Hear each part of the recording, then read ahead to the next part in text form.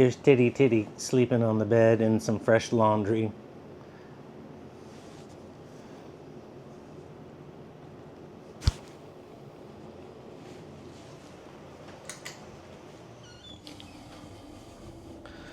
All right.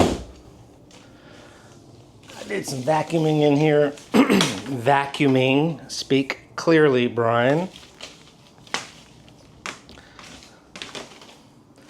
Sassy was out. I'm just gonna show Sassy today. She's been fed. They're calming down. I think they were just riled up.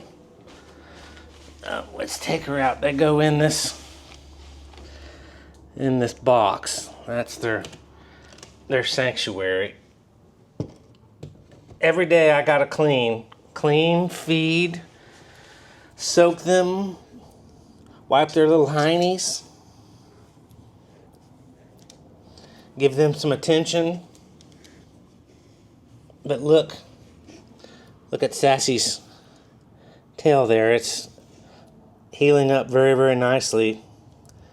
Almost looks like a polished end. Hopefully it's going to start growing back. It's grown back 0 as of now, of maybe 2 weeks, I'm thinking. Hadn't done much. But she settled down. She was just riled that day.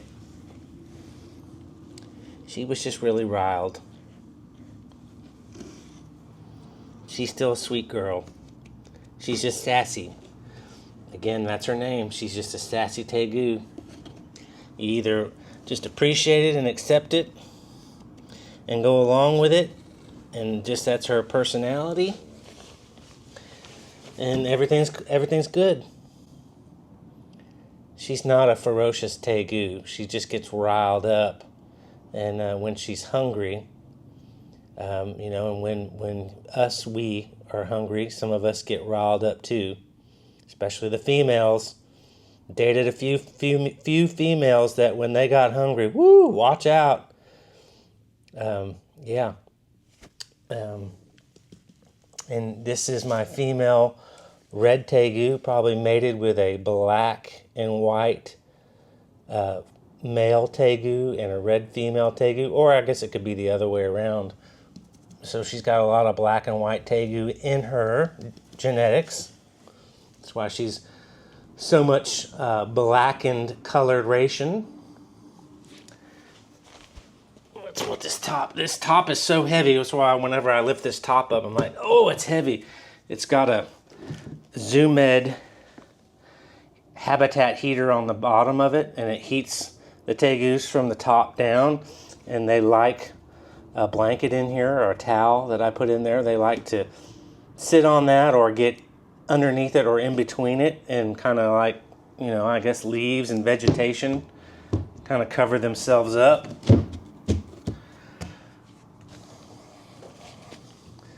She's been rooting around under my carpet in here, and so I have all weather carpet down, and underneath that I have plastic, and then the carpet from the room. And so people will be like, you're disgusting, you're kind of gross, you let your animals run around. And I just say, please don't make those judgments. I try to do my best, and I'm not ruining the carpet. I've gone out and bought specific things to help alleviate that, but I mean, Tegu's got to have room, and I shift them back and forth between different rooms, kind of to entertain them and keep their attention and not allow them to get stressed out or upset about being somewhere they don't want to be. I think that's viable for their health. I don't have a big outdoor, 100-foot by 100-foot enclosure that I could put them in where, obviously they would think they were out in nature. And everything would be super grand, but you probably have even you would very, very 100, almost 99% likely have a very, very wild Tegu, and that means not aggressive, more defensive, more wild, even more wild animal than this wild animal right here. Hopefully that's making sense. But yeah, there's Sassy's tail. was really, really upset. I can't stress how upset I was when that happened. That's one of the more tragic, things in my life. Someone go, "That's tragedy in your life? Wow, man, you've got a good life." Or, well, I guess I have had a very good life. My animals are probably what's most important to me. My family, being my family, they can take care of themselves. Everybody makes their own decisions. They are in charge of their lives. Their own choices they make dictate their own lives. My pets are under my supervision, so they don't get to choose the things that my family, human family, gets to choose in the decisions. My care their care is dependent upon me, and so I am the provider. So that was a long way of saying that, but yeah. So love my tegus and my animals and my snakes, my 4 boas, my 2 tegus, the cat that I was forced to adopt. He forced me to adopt him, and my dog. And of course, I've had 3 of my own personal dogs before that over the 40 years. And yeah, so my pets are very, very valuable.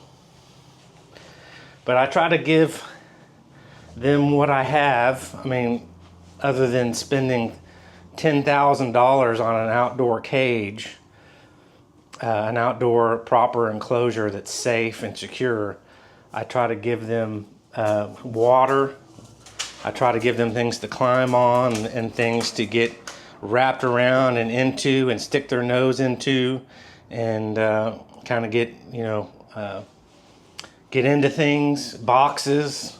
They love to go over here and get behind the boxes, and their restroom is generally behind over there by the door. That's where they always go when they're in this room. So right back over there. So I got plastic down so I can easily clean that up. But they're potty trained. If you think about it, they go to the spot where they know they potty over and over and over again. So it's right back there. So I clean that up, and someone will say, "Oh, that's so gross. Your house is so gross." Well, I mean, if you have animals, you kind of got to bend somewhere. I love a clean house, a perfectly smelling house, soft, brand new clean sheets. But my dog climbs up on my sheets all the time, and when it storms like it did last night, my dog is buried in my sheets and my comforter and my pillows, and it makes my bed smell less of a human bed and more like a dog bed. And but I got a dog. I love my dog.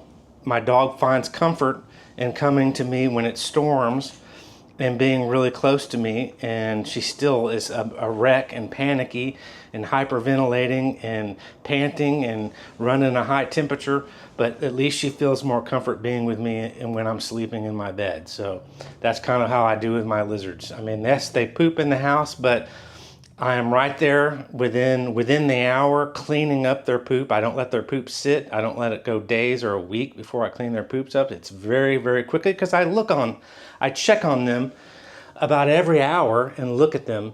And I come in here and I smell the poop on the floor. I clean the poop up, and I do a good job. See, she thinks my fingers are chicken or mouth parts. So once she figures out they're not, then she's okay. But initially, when she sees movement and a little fleshy color, she's like, "That's food, that's food." And her instinct overrides her eyesight, and she considers, "That's food, I gotta get it real fast." So when Sassy's in the other room, I've got to find something opposite to do with Mac, my male tegu. And so I have a whole nother room dedicated to basically tegus and the care of the tegus. High box on the floor. This is one space where one tegu can be out here and one tegu can be in the cage, and they can't get to each other because they're not compatible anymore. After 4 years, they decided compatibility's done, and that's how Sassy's tail got injured. And so Mac is in here in the pen, as I call it, my 4x8 pen that I built about 3 years ago. So there's Mac. My lights on the timer just kicked off. my UVB lights, and so I need to turn those back on. They prematurely cut off, but he sits right down there, roams around the cage, begs to get out. I can hear him scratching all day long, and that's his way of telling me I want out. I'm not super happy in here. I'm done. So he can sit in here for about 3 to 4 hours, and Mac is up about 7 hours a day. So I got to find different things, for places for them to go and things for them to do. It's like I'm a kindergarten teacher, and I'm constantly supervising and just trying to make sure everything goes smoothly. Let's turn his lights back on so he can get some warmth and some UVB. Here's my timer set up right here.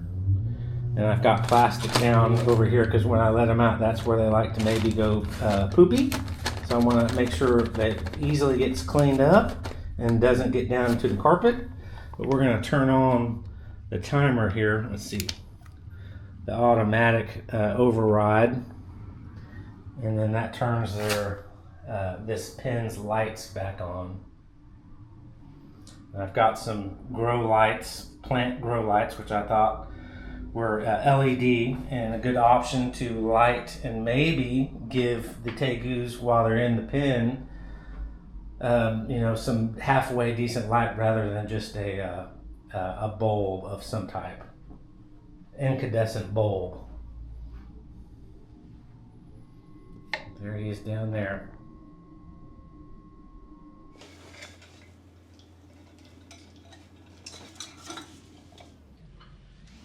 Don't do that to the camera, Mac. I gotta set it up. God, his teeth tore into that. Alright, he's not gonna let me. Every day I eat fruit, and when I'm about to sit down and eat my fruit, I'm like, oh, I could share a little bit more with the tegus. So I put down what I'm about to eat and cut up some, this is mango, and I'm just gonna give Mac a little bit of mango today. It's on there. Golly. I know it's hard, it's not soft.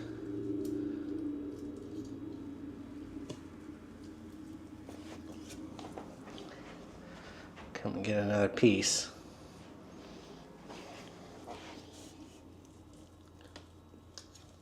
Always thinking about my animals.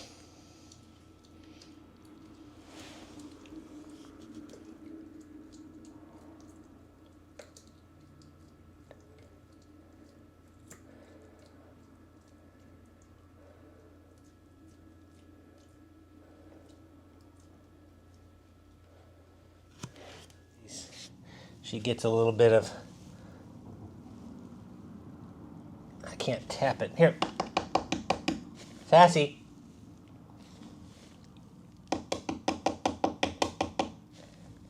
Sassy.